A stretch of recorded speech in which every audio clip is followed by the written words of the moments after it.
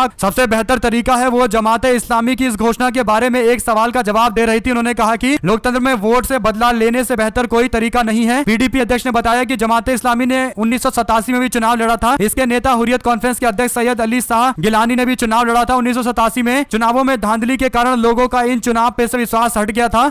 उन्होंने कहा कि जमाते इस्लामी इस देश का हिस्सा है और उन्होंने समय की जरूरत को समझा हुआ है। समाचार एजेंसी PTI के मुताबिक महबूबा ने कहा कि लोकतंत्र में वोट से बदला लेने से बेहतर कोई तरीका नहीं है। आचार संहिता के उल्लंघन के मामले को लेकर श्रीनगर के PDP उम्मीदवार वाहिद पारा के खिलाफ FIR दर्ज करने को लेकर भी महबूबा मुफ्ती ने कहा कि सरकार उनकी पार्टी की लोकप्रियता से डरी हुई है, इसीलिए इस तरीके की हरकतें की जा रही है। साथ साथ दोस्तों नीतीश कुमार फिर से लालू यादव पर पर्सनल अटैक कर रहे हैं। उन्होंने फिर से ऐसा बेतुका बयान दिया है जिसकी जितनी आलोचना की जाए उतनी कम है। बिहार के मुख्यमंत्री नीतीश कुमार एक बार फिर से लालू यादव को लेकर पर्सनल अटैक कर रहे हैं। उनके परिवार पर जमकर निशाना साधते उन्होंने कहा कि लालू यादव को बेटा नहीं हो रहा था, इसलिए सिर्फ बेटी हो रही थी, इसलिए 9 बच्चे पैदा किए गए। कुल मिलाकर दोस्तों सवाल यह है कि ये लालू यादव का पर्सनल मैटर है, इस पर टिप्पणी करने की क्या जरूरत है, लेकिन नीतीश कुमार ऐसे टिप्पणी कर रहे हैं जैसे लालू यादव कोई छोटे मोटे नेता हो, कुछ भी बोलकर वो निकल जाएंगे। यानी नीतीश कुमार के इस तरीके के बेतुके बयानों के बारे में आपकी जो भी राय हो लिखकर जरूर बताएगा। साथ साथ दोस्तों स्वाति मालीवाल बोली, कहा कोई किसी को पीटते हुए वीडियो बनाता है भला क्या। स्वाति मालीवाल को लेकर जो वीडियो सामने आया था उसके बाद ये टिप्पणी की गई। उन्होंने कहा कि घर के अंदर और कमरे की CCTV फुटेज की जांच होते ही सच्चाई सबके सामने आएगी। स्वाति मालीवाल की ओर से की गई टिप्पणी पर आप लोग अपनी राय जरूर लिखकर बताएगा। दोस्तों चलते हैं एक और बड़ी अपडेट की तरफ, जहां पर प्रधानमंत्री नरेंद्र मोदी अपने एक और बयान से पलट गए। इसी महीने की शुरुआत में एक चुनावी रैली में हजारों लोगों के सामने नरेंद्र मोदी ने कहा था कि अगर इंडिया गठबंधन सत्ता में आ गई तो अयोध्या में राम मंदिर पर बाबरी ताला लग जाएगा। इस साल जनवरी में नरेंद्र मोदी ने राम मंदिर के प्राण प्रतिष्ठा में मुख्य भूमिका निभाई थी। 7 मई को मध्य प्रदेश के खरगोन के धार में प्रधानमंत्री मोदी ने कहा था कि अगर 400 सीटें हमारी आएगी, कांग्रेस पार्टी की आएगी, तो धारा 370 के लिए ऐसा इंतजाम किया जाएगा कि कांग्रेस पार्टी इसे कभी भी दोबारा से लागू नहीं कर पाएगी। कांग्रेस अगर दोबारा चुनाव जीत गई तो 370 को फिर से चिपका देगी और राम मंदिर पर बाबरी ताला लगा देगी। नरेंद्र मोदी से इंटरव्यू में पूछा गया तो वो मना कर रहे थे, कहते उन्होंने अभी कभी ऐसा कोई बयान नहीं दिया, लेकिन कुछ दिनों पहले ही उनका बयान सामने आया था। दोस्तों तो कुल मिलाकर मीडिया वाले तो सवाल नहीं पूछते, लेकिन बाद में उनके इंटरव्यू का वीडियो शेयर करते लोग बता देते हैं कि कैसे वो बेवकूफ बना रहे हैं। साथ साथ बसपा सुप्रीमो मायावती पहुंची प्रतापगढ़ जनसभा में, प्रत्याशी प्रथमेश मिश्रा के लिए वोट मांगा है। EVM में गड़बड़ी ना हुई तो बीजेपी बहुत आसानी से इस बार चुनाव हार जाएगी। ये टिप्पणी की है मायावती ने। क्या आप इस बात से इत्तेफाक रखते हैं? आपकी जो भी राय हो दोस्तों लिखकर जरूर बताएगा। हमारे साथ लगातार जुड़े रहने के सभी दोस्तों, भाइयों, बहनों, मित्रों का बहुत बहुत धन्यवाद। ज्यादा से ज्यादा इस वीडियो को शेयर कीजिएगा ताकि सभी तक इन्फॉर्मेशन पहुंचती रहे। और एक और अजूबे वाली खबर सामने आई है दोस्तों, एपी न्यूज का ये न्यूज अपडेट बताया जा रहा है, जहां पर लखनऊ में डीआरडीओ ने जो हेलीकॉप्टर बनाया था वो चोरी हो गया, यानी हेलीकॉप्टर चोरी हुआ है। इस तरीके की जानकारी सामने आने का अखिलेश यादव बोले का सरकार चुरा लेने वाले भाजपा राज्य में हेलीकॉप्टर चोरी हो जाना कौन सी बड़ी बात है? अपनी राय जरूर लिखकर बताएगा दोस्तों। जुड़े दोस्तों का बहुत बहुत धन्यवाद। देख रहे थे आपका अपना चैनल। जय हिंद, जय भारत। ज्यादा से ज्यादा शेयर कीजिएगा। जय हिंद।